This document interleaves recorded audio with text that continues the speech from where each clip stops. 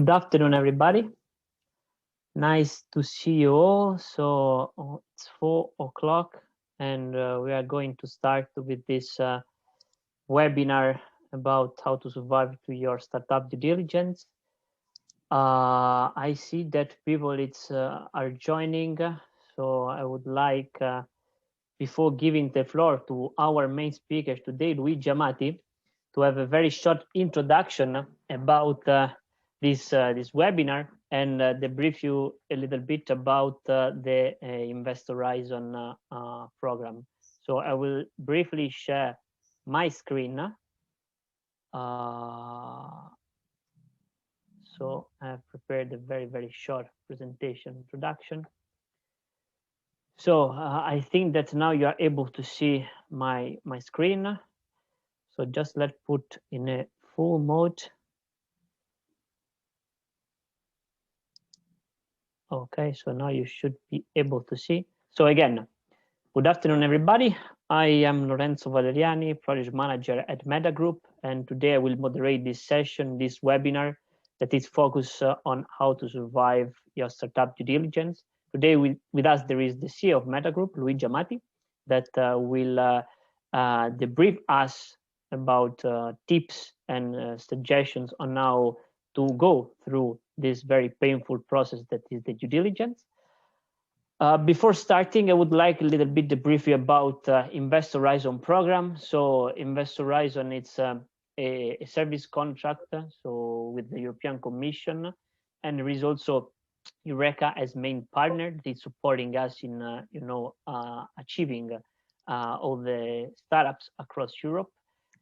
We are a consortium of 7 partners. We have TechTour, that is the coordinator of our consortium, and then there are other 6 European partners that are delivering the services under Investor Horizon. So there are BPI France, Meta Group, PWCon, Eura, EBN, and ESF Business School. What we are doing under Investor Horizon. So basically the main goal of Investor Horizon is to support European deep tech scale-ups in achieving their Series A fundraising. We are supporting them for the last 3 years, so since 2018. We had a capacity under our accelerator of 500 SMEs. So far, we have coached 430, and we had the last cutoff on the 28th of May, and we are going to select on these days the last 70 companies that will participate in our program. On average, each company spends with us, with our services and activities, for 6 months in the accelerator. So far, we have reached a very good results in terms of countries dispersion. More than 25 countries, both in the European Union and Eureka partner members, have joined this accelerator. And in terms of impact, we are achieving very good results. So based only on the 3 first cohorts, so far we have achieved 8 cohorts, but we have data only of the first 3. So far, the first 3 cohorts have raised more than 73 million among 32 companies that join our accelerator. So far we are very happy with our KPI, and we are on fire on supporting the rest of cohorts in order to achieve the Series A. Usually, what are the beneficiaries of our accelerator? As I said, deep tech companies seeking for a Series A funding on average of 2.5 million. We're looking for companies that at least have experience in raising a seed funding. Then we are looking for companies based in European Union, H2020 countries, or members or Eureka members countries. And then we are looking for companies that can commit time in joining this accelerator. So again, this is a free services that we are going to offer to our beneficiaries. We are looking for companies, again, that are committing time, because this is a peer-to-peer approach. And if a company is committing efforts, usually also the outcome is very positive, as I showed you in the impact. Usually on average, we have, as I said, 4 months, 6 months our under accelerator. We are offering different kind of activities. If a company is selected, there will be different, sessions, peer-to-peer approach that are divided by challenge session, account exchange sessions that we are offering also bootcamp to the companies that are participating in order to also to support them on increasing more their investors' readiness. And then at the end of this acceleration, we are delivering the companies in front of our investors community across Europe through both pitch academies, pitch forum, and e-pitch session. We have a community in the platform Eroquity that is managed by BPI. We have a great community of almost 2,000 members between investors and startups that join in Invest Horizon. Then for those companies that have not been selected in the acceleration program, we're offering free services, parallel services like online courses that in our website you can find them. It's a library of more than 25 free courses that are focused on speech of European experts of 20-30 minutes. So you are free to join this library. You need only to register in the website, go there and see which is the most topic related that you're interested to discover, and then click and join. We are also offering webinars on the meantime. So this is one of the webinars that we are running. You can find the upcoming webinars in the event section of our website. If you are interested also to look at the past webinars that we have 19 past webinars, you can go on our YouTube channel, go there, and there is a playlist of past webinars where you can find other 1 hour speech of experts focused on specific topic. Today, we, as I was mentioning, introducing at the start, we will have with us Luigi Amati, that is CEO of Meta Group, that will support and debrief you in giving tips on how to survive your startup due diligence. So in the slides, I put some of the outcomes that Luigi will deliver to you. So what is a due diligence? When due diligence is taking place? Who are the partners involved? What is expected from startups to deliver during the due diligence process? Which are the steps that are involved under this process? And then which are the main tips on how to get ready, and which are the errors, the mistakes that you need to avoid. Before giving the floor to Luigi and start with the session, I would like to ask you on the meanwhile to start to go on Slido. So because Luigi in the first part of his speech will use Slido in order a little bit to understand your experience with the due diligence. So I hope that you know this tool. So for those that do not know this specific tool, I ask you to go to, as you can see from the here from the slide to Slido, the web page, then open the home page, and then when Luigi will open the slide for the pool that he will raise, I will ask you to put in the upper left bar that you will find homepage of Slido the code that it's 121456. Again, Luigi will display this during his presentation. Once we will start this pool, please enter this code, and then you will be drafted to the specific page where there will be the live pool, and Luigi will ask you specific questions to reply. Okay, so I hope that I suggest you to open on the meanwhile, so you will be ready once Luigi will open the pool. Okay. So that's all from my side. A very last suggestion. We will have in the last tail of the webinar the Q&A part, as Luigi also will debrief you in the agenda.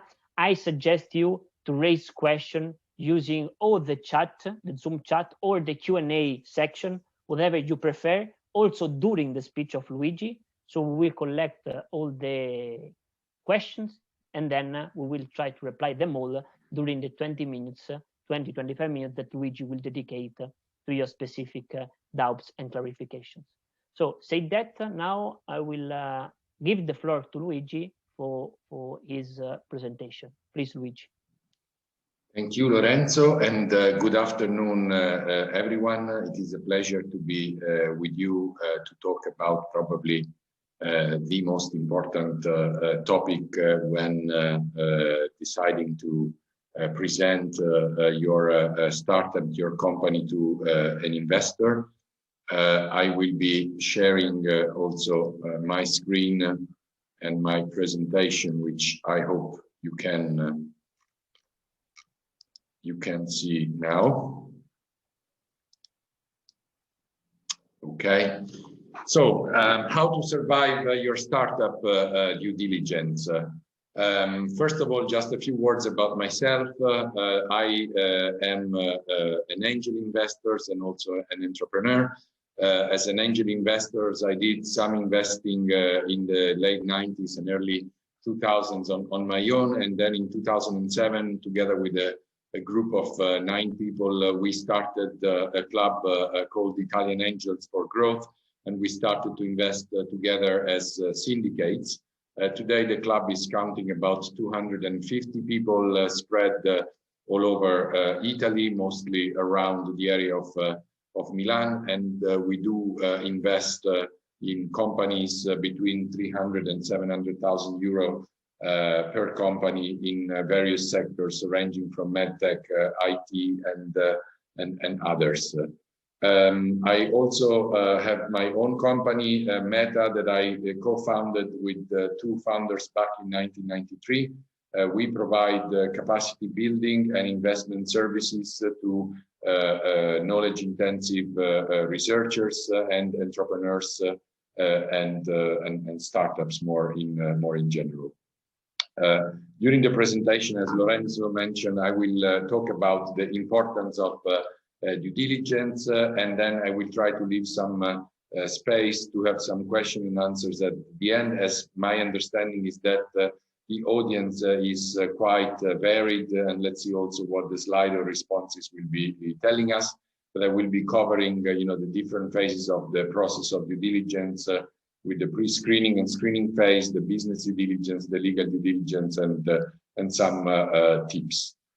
Before starting, as Lorenzo was mentioning, this is on Slido. So if you go to your top right, you should now type 121456, and this question should appear. The first question is, did you ever run or were part of a due diligence? And I will give you now a few seconds to answer this question.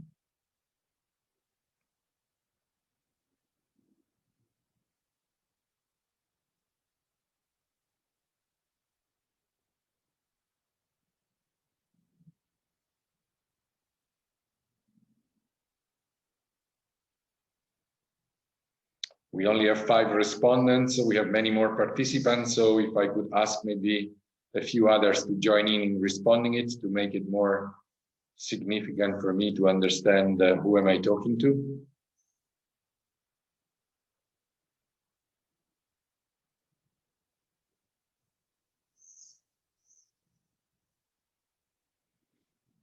Okay, well, I would say that the percentages are changing little by little, but I would say that it looks like a majority was not part of the due diligence process so far, whereas about a third had already gone through a due diligence. Well, the second question is about which was the kind of investors of your last round of financing, if your company have been through a round of financing.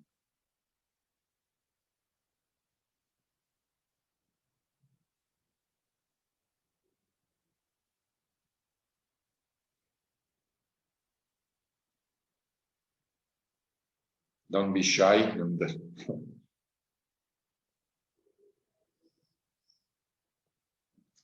It really helps me to give a sense of, again, who I'm talking to.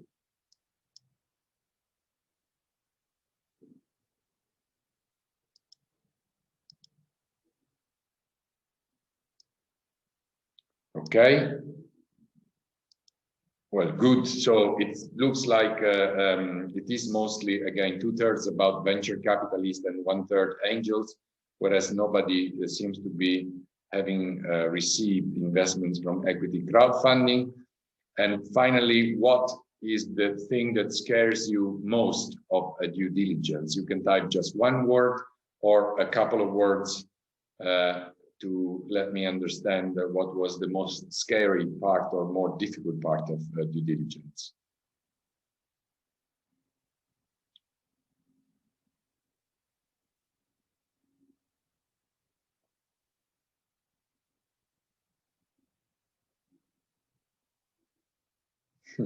All. Yeah. Not knowing where to start, that also seems like a good answer. I will give you another 20 seconds for a few more answers.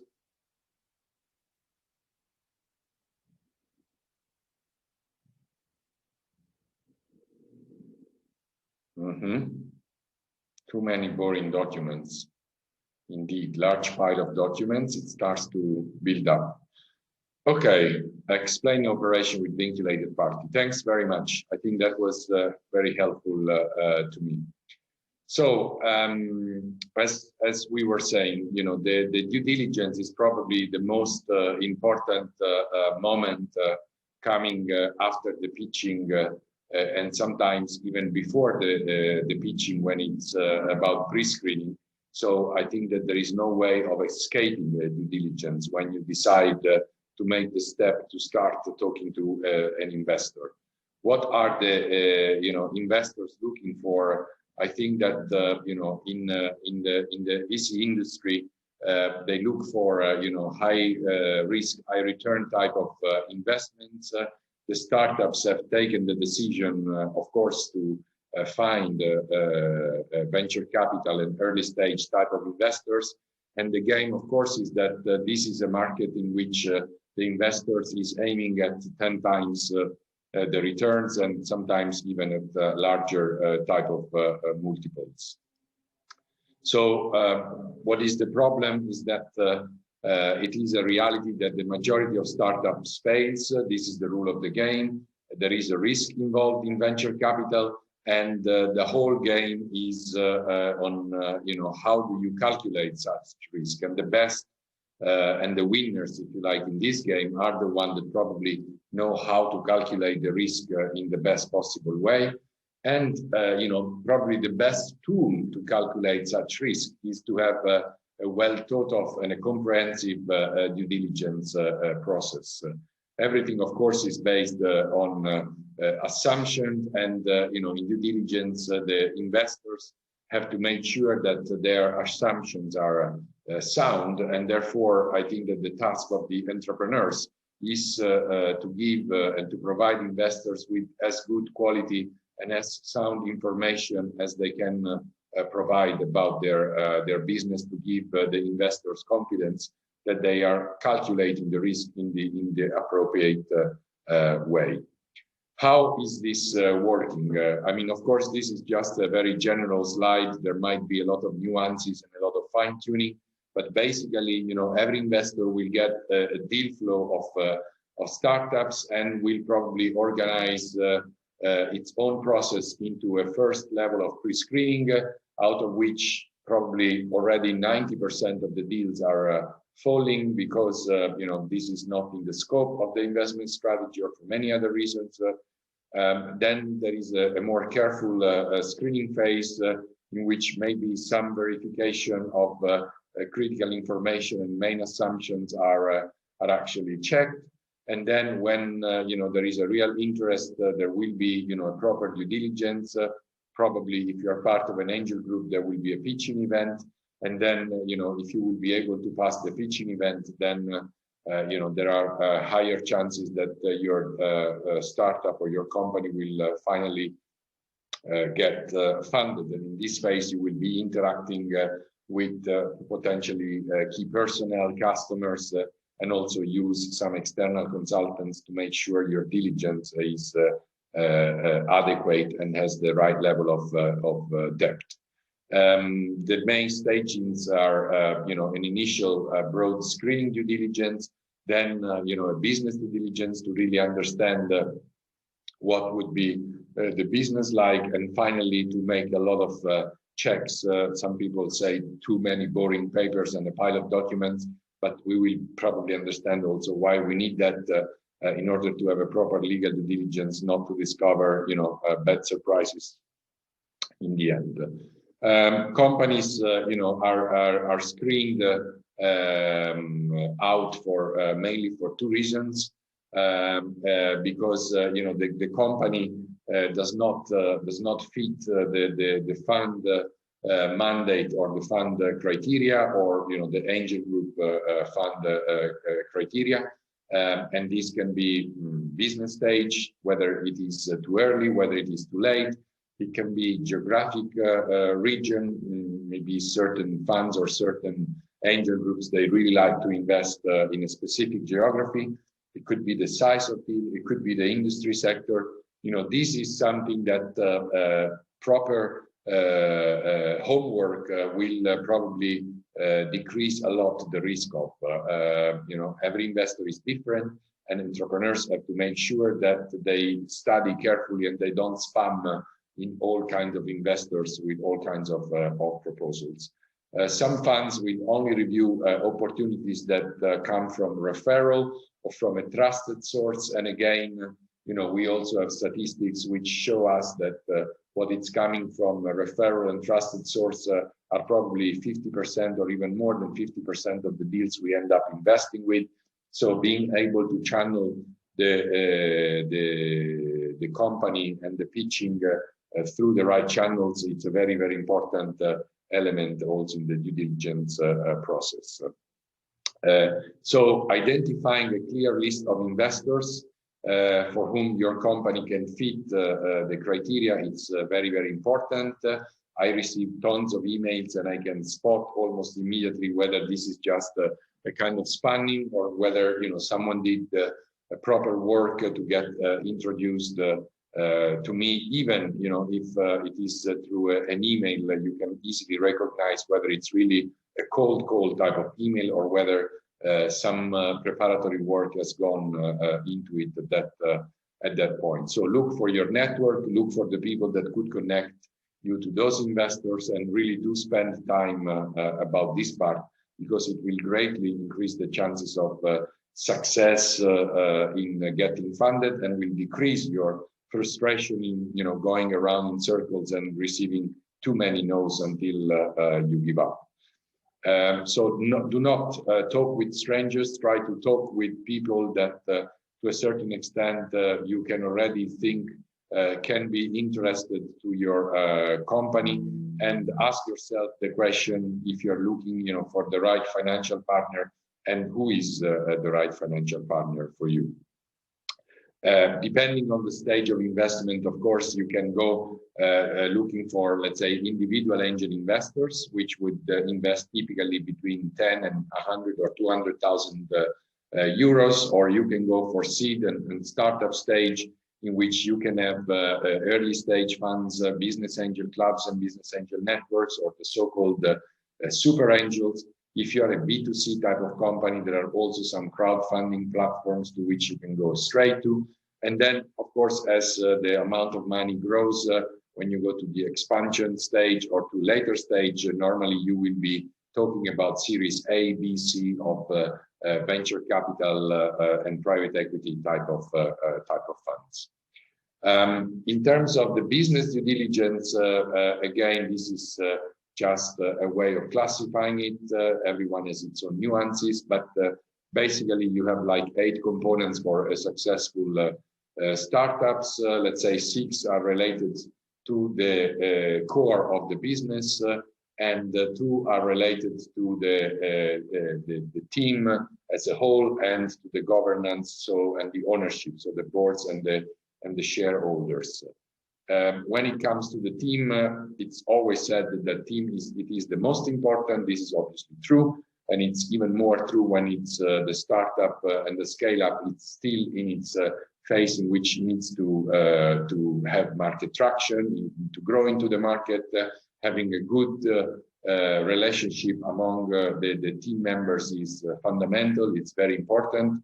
So again, do your homework very well. There are a lot of tools around that can test your team quality, your team characteristics, and who should be doing what within the team. Don't take things for granted. Talk about yourselves and talk among yourselves about the team. And as I said, try to find advice in checking out whether you have all the right people and all the right persons inside the team, from the CEO to the CMO to the technology guy to the financial guy and so on and so forth. It is very true and often said that an A team with a B product will succeed, but a B team with an A product will most likely fail. And make sure also that when you are approaching investors, try to look whether there is similar values, communication styles. Try to get a good understanding of what is really the investor looking for, and if it matches with what your team is looking for. I can refer to a case of an online password management company we invested back in the past, which had an incredible technology, super robust, unbreakable, and still this technology is today used by a major player in the IT industry. But at the time we were obliged to sell this company to a very low price to a middle person, just because at some point the team exploded. And although the characteristics of the two founders were excellent in terms of who was the salesperson and who was the technology person, we had grossly underestimated the fact that these two persons were so close to be a husband and a wife. And guess what? 3 years down the line, maybe not so many problems with the company, but many problems among the two. And they decided to split up, and then it was a complete mess. And bye-bye to the upside of the great company, the great technology we had invested in. When you look at the areas of the business we look into, of course, one important area is the innovation and the product. It's very important to focus on the problem solved. The tendency, when you are doing the due diligence process is you tend to go a lot into the technology, but this is something that of course will come into evaluations, because of course there will be IP lawyers, there will be referrals, there will be a lot that can be checked, but that's if you like it's a technical part. And as long as you are a knowledge intensive company, be prepared, because this part will always be checked and double checked and triple checked until we understand that the technology or the protection of the innovation is robust enough. But really focus on also what kind of problems you're solving and how clear of an understanding you have about the problem that you want to solve.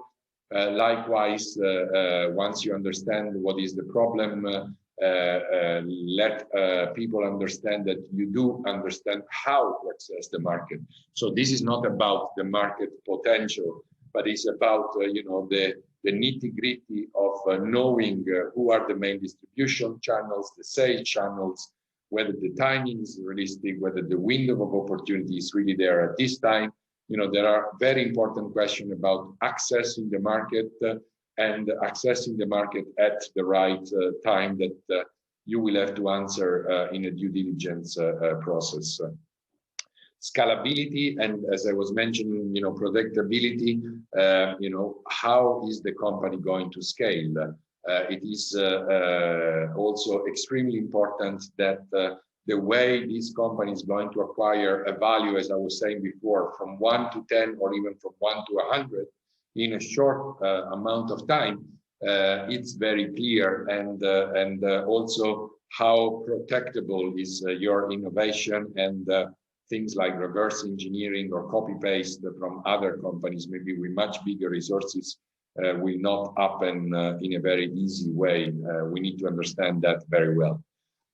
In terms of business model and financial, how sound is the business model? So the way you will make money, it's again something extremely important. We do understand that very clearly, that you have a very clear idea about the pricing, the margins, how you will be selling at the beginning, whether It will change as you keep increasing your sales, and especially, the financials. We need to understand the financial story.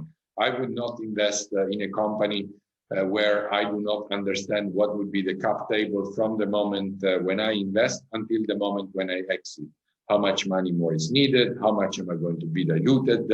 And so on and so forth. So make sure that these things are crystal clear. And of course, one thing important to remember is that clear things do not require hundreds of pages. You have to be able to distill your thoughts, and then of course we will go under, through hundreds of pages to better understand. But clarity of thought, especially in the pre-screening phase, are very, very, very important. In terms of valuation, is the valuation of your company realistic?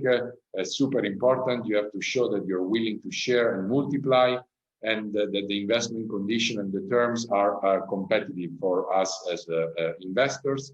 And the typical case study is research-based projects and research-based team. I get always the presentation, about great technology, great company, great innovation, great patents, super defendable, and so on. And then when it comes to valuation, the valuation is mostly related to the past. So how many grants did I get? How much time did I spend to develop this, and so on and so forth. But unfortunately, that is not the right way of evaluating this type of projects. Evaluating this type of projects is much more understanding what are the market comparables for this type of companies, what kind of return you can expect when, as an investor, you are investing a certain amount of money. And as I said, what is the cap table in the future? So very, very important to, so to say, forget about the past and think about the future when you're thinking about valuation. Otherwise, it will be very, very difficult that an investor will accept your company is worth 5 million because you got a grant of 2 million euro from a national project and 3 million euro from a European grant and research project. That's not good enough to be valued at 5 million euro. Finally, the exit perspective.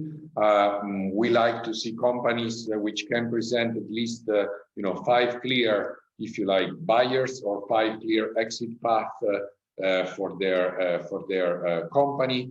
And we like to see that this is something which is clear in the mind of the entrepreneur, that we are not there forever. There are a few exceptions, of course, some, especially in angel investing, some angels could also stay in the company forever. But, when it goes to angel groups, or when it comes to early stage funds, or even more later stage funds, you have to make sure that you present a very, very clear 3 to 5 year exit perspective. And again, market comparables and potential acquirer of the company are super important things to show in the due diligence that you have done your homework well, and that you really do understand the market well. The governance, as I said, in the case that I was mentioning before of a wife and husband, of course, that's an exceptional case, but it happens. It could be also best friends a lot of times. And so, be very, very, very careful that in the governance, people are willing to take really on board the right people with the right skill that can develop their market, that can act as non-executive directors or independent board member and provide a subjective view. Make sure that really also at the shareholder level there is alignment, there is complementarity, there is willingness to grow the company together, and be very careful of early signs of people that probably do not belong to the company. That's why there are stock options. That's why there are processes to introduce new shareholders into the company in a way which is, first testing whether there is a good alignment or not. So extremely careful with that and how you present that to investors, how you've organized this part. Again, case study. Investing in online. Luigi, just to debrief that, other 5 minutes in order for let people raise question in the next 20. Okay, thank you very much, Lorenzo. So again, a case study, the online booking of summer houses. We invested in this company. We had one investor which was very motivated in this company because it was apparently, someone that knew the market very well, and it was active in a different geography. But then, it turned out that as the company was growing, of course, it was also going into some level of competition with one of our investors. And that was then a problem because, of course, we had this person in the supervisory board. And, it was at that point very, very difficult to deal with such a situation of conflict of interest inside the company. And when then you have to resolve this type of problems, it always takes, a lot of times, a lot of energies. And sometimes, time is money, it's window of opportunity lost. So be extremely careful how you make people that will be responsible for driving the company in the board of directors or the supervisory board are the right people, and that their interests are really aligned to the one of the company you are investing in. Once all the business due diligence is done, then the step of the legal due diligence comes in. Normally, the typical due diligence is this kind of initial analysis of some technical, commercial, and legal, and then you have a first, let's say, lighter term sheet, which is normally a non-binding agreement apart from confidentiality and maybe a few other items. And then as you progress with the due diligence process, you will go into legal documents like investment agreements, articles of associations, and of course, as someone said before, there are some piles of documents, but it is important to understand the language. It is important, to speak to a certain level, the same level of language of the investor.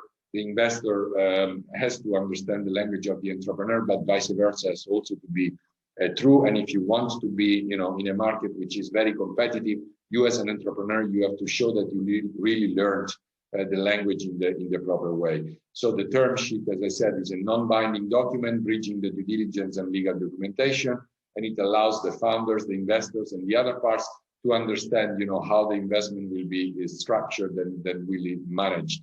There will be some standard clause, drag along, tag along, lock-in, anti-dilution, liquidation preference, special clauses for the board of directors, the statutory and auditors members, special decision for extraordinary situation. There are tons of literature, maybe even too much, but I would suggest that you look into, the documentation provided by national private equity and venture capital associations, or the European Invest Europe Venture Capital Association, or some angels association like Business Angels Europe or the UK Business Angels and others that will certainly have plenty of good quality documents you can start for in terms of standards and template, and maybe take some courses or some seminars which will help you better understand the language. Very, very important, because otherwise you will fail, not because the deal is not good or not because there is a good match, but just because you don't understand each other. Just to finalize my presentation, again, a short recap. On one side, you have the investor needs and requirements. The investor needs are high IRR. This is a high risk, high return. So if there is no IRR, we are not really talking about startup and a scale up. Maybe we are talking about a company, which is like, fine, of course, but maybe it has an organic growth. Maybe it's a lifestyle business, but then, that's something that should clearly be a differentiating factor. So make sure that your promise, it's a promise of increasing the value multiple times in a short amount of time. And second, we need to reduce the failure of risk. So let us understand very, very clearly, all these key points that I tried to highlight, in order for us to be able to calculate risk in the proper way, because this could be, and in the end probably will be, the differentiating factors when we decide to invest in one company rather than another company. On the other side, of course, the entrepreneur needs and requirements. They want a high company valuation. This is, clear and very human, but be not greedy. This is a game of sharing and multiplying. If it is a true startup and scale up with big potential, even if you end up with a small percentage, you will still end up with a lot of money. We had a case in Italy of a startup that became a very successful scale up and was sold recently, called the Depop in the UK, and the initial founder only had a few % of the company, but the sales was for 1.65 billion euros. So you can easily imagine that even a small percentage is still enough money to make you happy for the rest of your life. Also, not losing control, very important at the very beginning. You also have to understand that as this will progress, progressively, you will still be in the driving seat, because investors don't want to take the driving seat, but you will have to be able to again share some level of control and some level of decision as you move on with your company. Get prepared, and get prepared. Be clear, attract, with an appealing summary the investors. Be ready for the elevator pitch. Do not talk with strangers. As we said, do your homework in a very good and careful way. The business plan should not be realistic. It's a typical reason not for investing. The IRR is not appealing. There is scarce willingness to accept risk capital, and in general, you're not investor ready for one of the reasons that I mentioned. And I thank you very much for your attention, and I'm ready now to take questions. Okay, thanks, Luigi. So now I will ask to all the participants to start to type their questions down, that for all the doubts, clarifications that they would like to ask to you. So far, we received some questions. So the first one was focus on the team. So we would like to understand, for your point of view, about the investor's perspective, about the team, that each member is very, high skilled, but they are presenting themselves as not, working full time for the company at the start. So how an investor can perceive this specific situation? Yeah, thank you for the question. I think that in a dream of the investor, of course, you want to have a full-time team, 100% fully committed only to the companies you are investing in. In real life, most often, especially with research-based companies, probably the fundamental elements of the team will be people that could be in certain cases full-time, in certain cases part-time. And in my experience, I've learned through the years that it is important always to highlight who is the entrepreneur. So who really is the person that will drive the company, and who is the core group that it is around the entrepreneur that will help the entrepreneur drive the company. But this does not mean that the whole team, even with fundamental roles inside the company, should be full-time committed to the company. In a research-based company, a lot of the time, the best researchers should stay being best researchers, because this is what they do, this is what they like to do, and so they will be happy to work alongside the company to improve the research and to improve maybe the technology that is associated to it, but they will not want to become businessmen dealing with administration, finance, commercial, and so on and so forth. So I think that it is very, very, very relevant to secure that there is a proper team that guarantees the execution of the business, and that also the, if you like, knowledge intensive part, it's very committed to the business, although in some cases could also be not full time. Okay, thanks a lot, Luigi. Then we have another question that is related to the fact if there is an idea, a business idea, and this idea is going to be translated into a company incorporation, but at this stage it's not the company yet incorporated. For your experience, which is this the right time to start raising funding before the company incorporation or not? Or maybe you should wait for the incorporation and then once there is the formal company, ask for money. Well, the short question is, the short answer is no, you should not wait for incorporation. You can start raising money even if there is no company.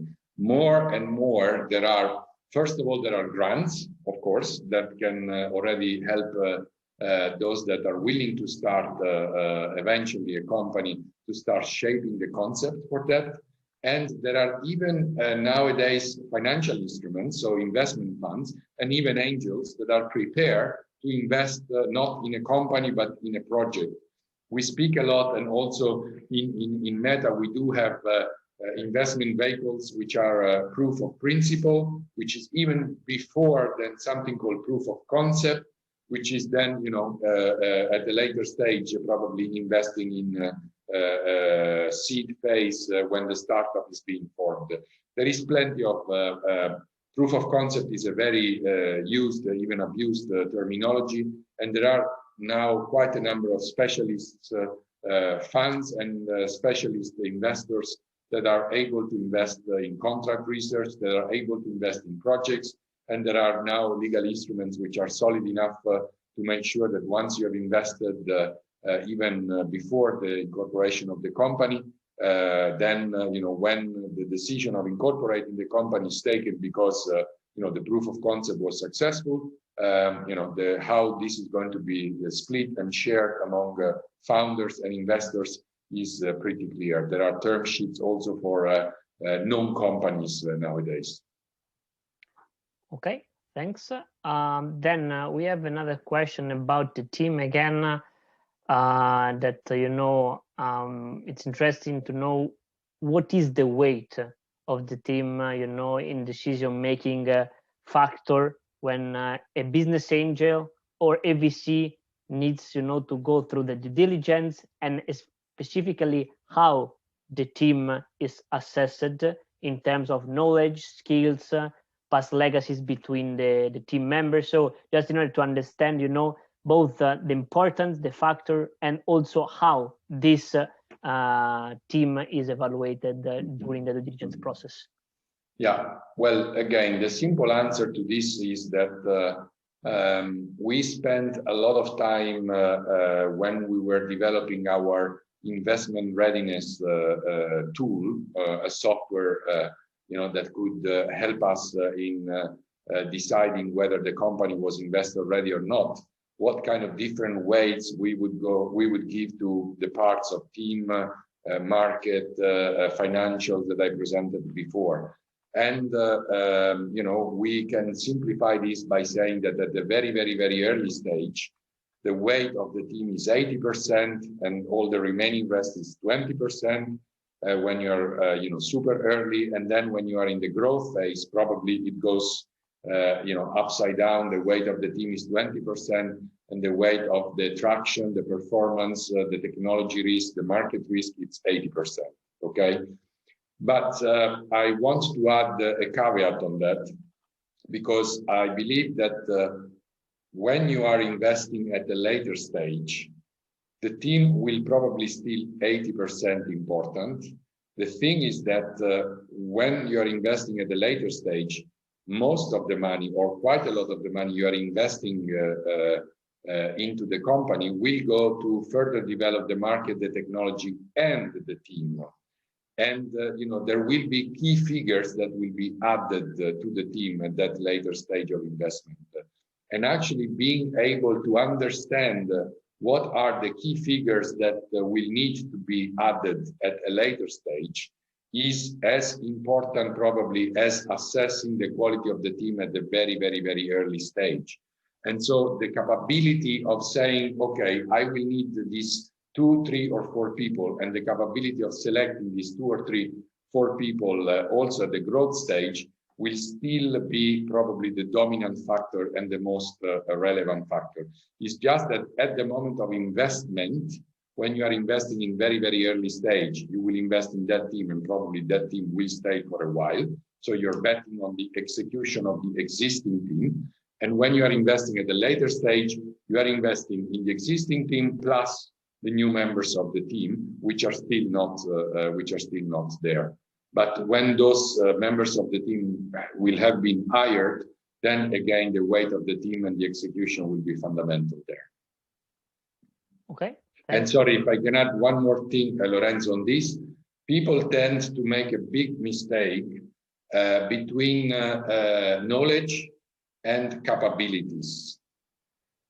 And people will tend to hire people because of their knowledge. So, you know, their track record in terms of CVs, the companies they come from, the scoring they had at the universities, and this and this and this and that. What counts, especially when you're scaling up, it's much more capabilities. So you need to make sure that you're hiring people that have been through very, very similar patterns in their past histories, and hopefully successfully, or if unsuccessfully, they've really learned their lesson. Okay, thanks, thanks, Luigi.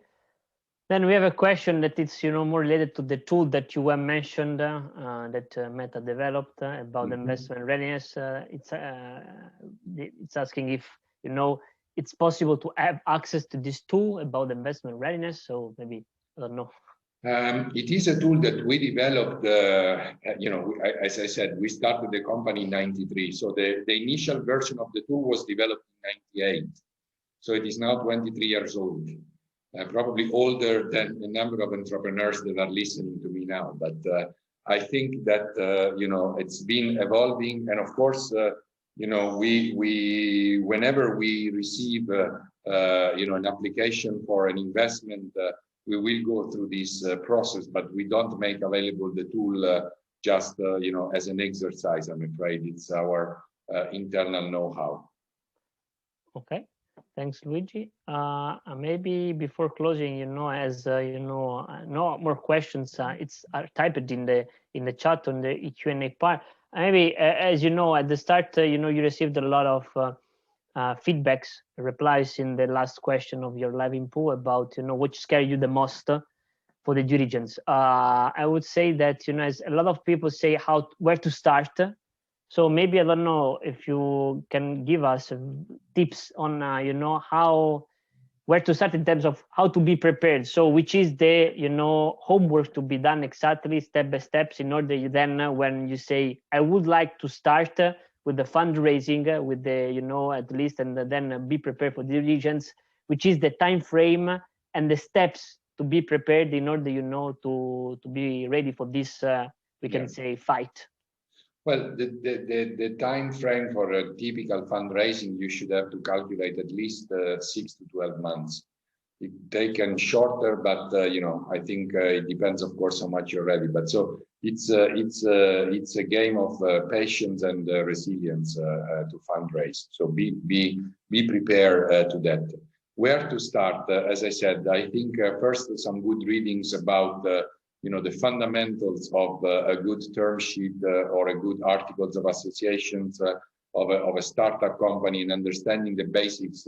I think it's very important. Whether you do this through readings of a book or whether you take a course, I think some homework needs to be done there, because if you're not familiar with this type of terminology, then you would be really lost in translation. On the other side, it's very, very different depending on which stage you are. If you are at an early stage and you're raising 100,000 euro, probably a term sheet of 2 or 3 pages with some fundamental clauses will be enough.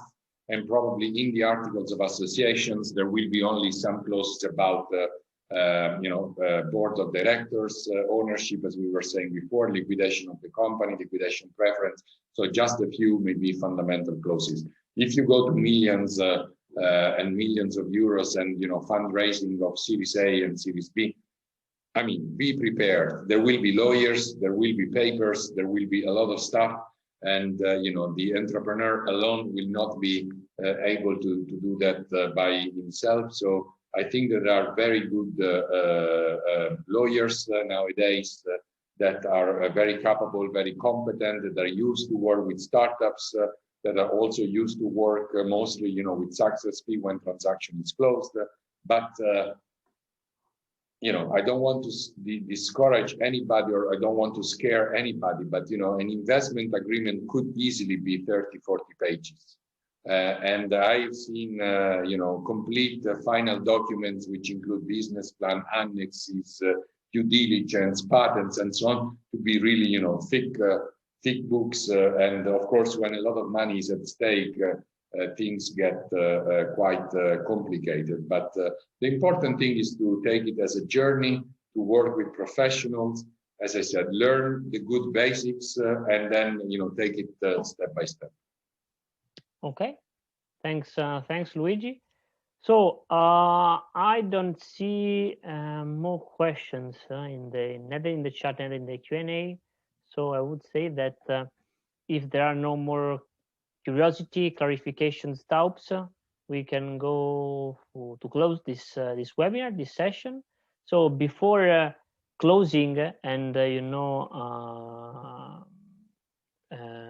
having wishing you a great rest of the day, I would like to ask you to fill out the feedback survey that always we are asking for participants to our services, in order for us to improve our, the level of the quality of our activities. So I will now share you in the chat. So please, it's very, very, light form, and it will take you no more than 2 minutes to cover this specific form. So I'm now sharing in the chat, and please feel free to go through it and reply to the very short questions that we are going to ask you. I share with you in the chat the form, the Google form. So from our side, would be very appreciated if you can go through this very little form. So again, say that if no more very last questions for Luigi, I would again thanks all the participants that stay with us all the time for this webinar. I hope that now for you it's more clear how to approach the due diligence, how to be prepared, which are the steps, which are the mindset that you need to have in order to go through this very, we can say, painful process. I hope that you're not scared now. So again, thanks also to Luigi to be very kind to present and share its experience of Business Angel. It was my pleasure, and I want to invite all the entrepreneurs to not to be afraid about the due diligence. Take your journey. Don't be afraid of failing. We need entrepreneurs, and failing is part of the process. And good luck with your business. Thanks again, Luigi, and thanks again to everybody to participate. I remember you to fill out the form if it would be very appreciated. And yeah, I wish you a great rest of the day. And you can follow us for the Investor Horizon upcoming webinars in our website and social media. Okay. It was a pleasure, guys. See you. Bye bye. Bye bye.